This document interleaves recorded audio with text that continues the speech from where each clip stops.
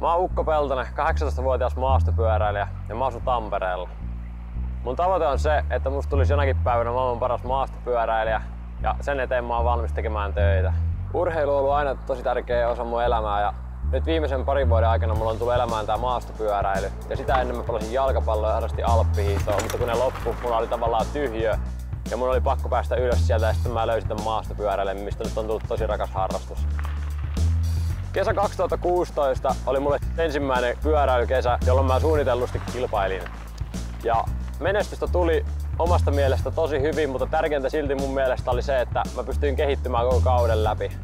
Ensimmäisessä kisoissa mä en mennyt oikein pärjätä kellekään, mutta viimeisessä kisassa mä huomasin, että mä pystyin ajaa miesten kärkeen vastaan oikeasti tosissani kilpaa. Ja parhaita saavutuksia oli SM-sarjassa olleiden osakilpailijoiden muutama voitto ja sitten SM-kilpailussa 4. sija. Ensi kaudella eli kaudella 2017 minun päätavoite on Suomen mestaruus ja kilpailu ulkomailla ja seuraavan 3 vuoden aikana aion kilpailla EM- ja MM-tasolla Euroopassa. Pyöräilyssä on siistiä se, että saa olla yksin luonnossa ja pääsee näkemään uusia paikkoja. Polkupyörällä pääsee moneen semmoiseen paikkaan, mihin autolla tai jollain muulla moottorilla vehkeellä ei ole mitään haaveita ikinä päästä.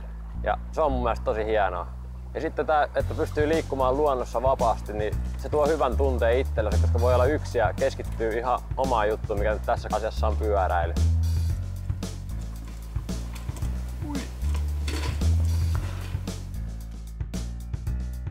Mä oon huomannut sen urheilessa, että tukiverkosto on tosi tärkeä ja sitten mä ajattelin, että ilman tukiverkostoa ei voi ikinä saavuttaa mitään ja mä etsin nyt sen takia kaudelle 2017 itselleni yhteistyökumppaneita.